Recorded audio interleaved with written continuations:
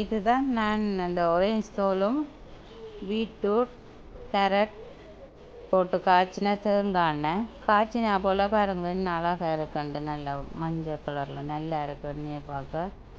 இதை நீங்கள் வேண்டிய அளவு முகத்தில் போட்டுட்டு மசாஜ் கொடுத்து கொண்டு வந்தீங்கன்னா முகம் நல்லா பொலிவாக வரும்.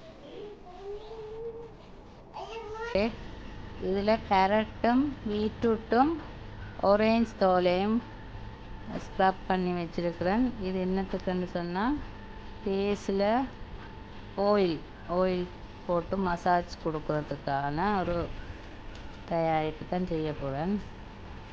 இதை தேங்காய் எண்ணெய்களை போட்டு காய்ச்ச போகிறேன். காய்ச்சறது இருக்க வீடியோ எடுத்து காட்டுறேன் உங்களுக்கு.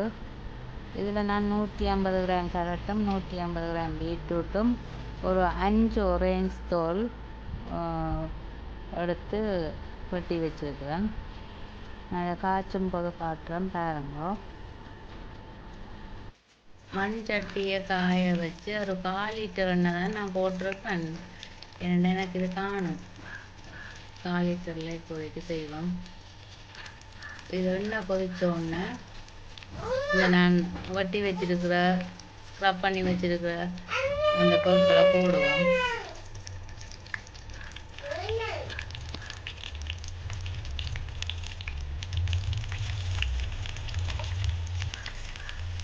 தீயை ஸ்லிம்மில் வச்சுட்டு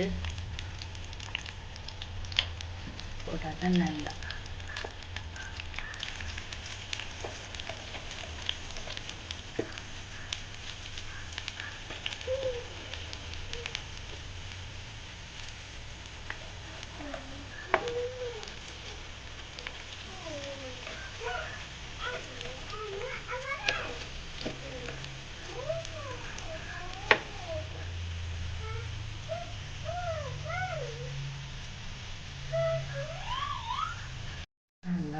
இந்த சட்டியை காய வச்சுட்டு ஒரு 1/2 லிட்டர் எண்ணெய் தேங்காய் எண்ணெய் சுத்தமான செக்கில் ஆட்டின தேங்காய் எண்ணெய் போட்டு கொதிக்க வச்சிருக்கிறேன்.